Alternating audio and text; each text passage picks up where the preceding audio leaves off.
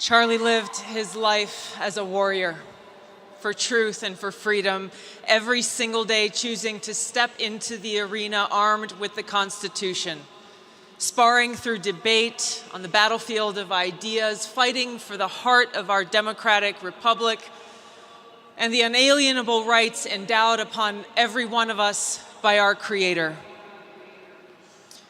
Charlie lived what our founders envisioned: freedom, the right to speak even when we disagree. Freedom.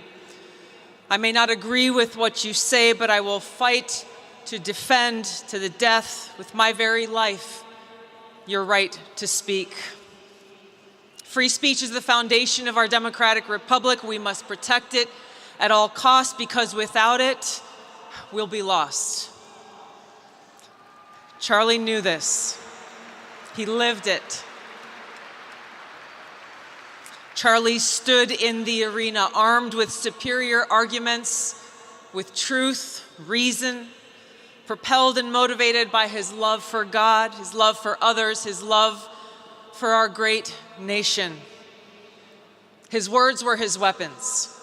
He slayed ignorance. He cut through lies, and he woke people's minds, inspired people's hearts, and imparted wisdom every day. Now, for those of us who knew Charlie, and even those of you who may never have had the chance to meet him in person, we all know and experienced how Charlie spoke with a calm courage, not asking, "What will God do for me?" but instead praying, "God, use me for your will." He showed respect and compassion for everyone, even those who opposed him, and I think especially for those who opposed him, he invited them to his table or on his show saying, "Let's talk."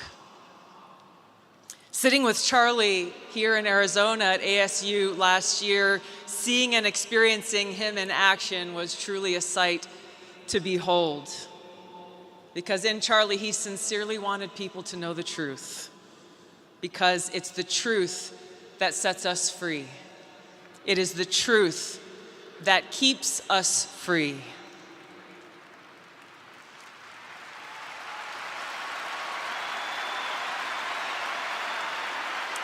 Now, Charlie, he chose our schools as his arena because he knows that they are meant to teach, to train our young people to think critically, to debate ideas, to test their strength through a clash of reason. But too often, these schools silence debate, saying words are violence, and dissenting voices are hushed, and those who speak of God, those who speak the truth, simple objective truths like there are only two genders in these schools, they are told, "You have no voice."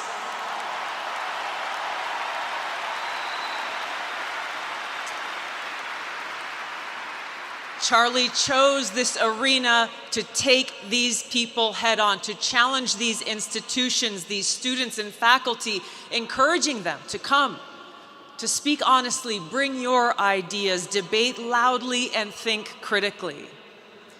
And Charlie did this so well, he was winning, so much so that the forces of darkness, hate, and evil were threatened by him and tried to silence him. History shows this dark pattern that when ideas cannot withstand scrutiny, whether it's the ideology of so-called religious fanatics or political fanatics, their defenders, terrified that their weak ideas will be exposed for what they are, turn to intimidation, censorship, and violence. They kill and terrorize their opponents, hoping to silence them. But in this evil that we have experienced, that Charlie faced, their flawed ideology is exposed. Because by trying to silence Charlie, his voice is now louder than ever.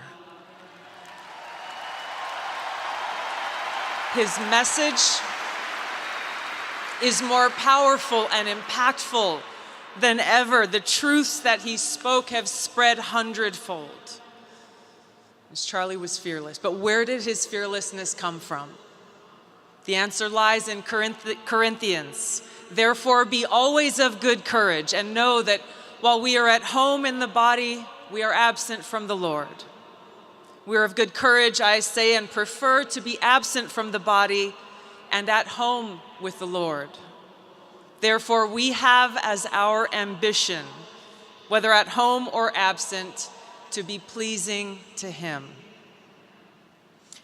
So our call to action is now. Every one of us needs to be a warrior like Charlie, to take shelter in God, to draw strength and fearlessness from the Lord who sits within every one of our hearts, to stand together, continue the mission that Charlie dedicated his life to sharpen our weapons of truth, common sense, and reason, to train, to study, learn, and to speak, exercise our God-given right to speak, and carry that torch that shines brightly because of God's love. So right now, if you feel afraid or lost, confused, not sure exactly what to do, don't be. God says, don't be afraid. I am with you. I will strengthen you and help you. And He is with us. He sits within every one of our hearts, just waiting for us to choose Him. To say, as Charlie did, God, use me for your will. To say, God, my life is yours. I am yours. My heart is yours. Let me serve you. Now is the time for us to step into the arena and to stand as warriors for freedom and truth and fight. May God bless you all. We love you, Charlie. May God bless this great nation. Thank you.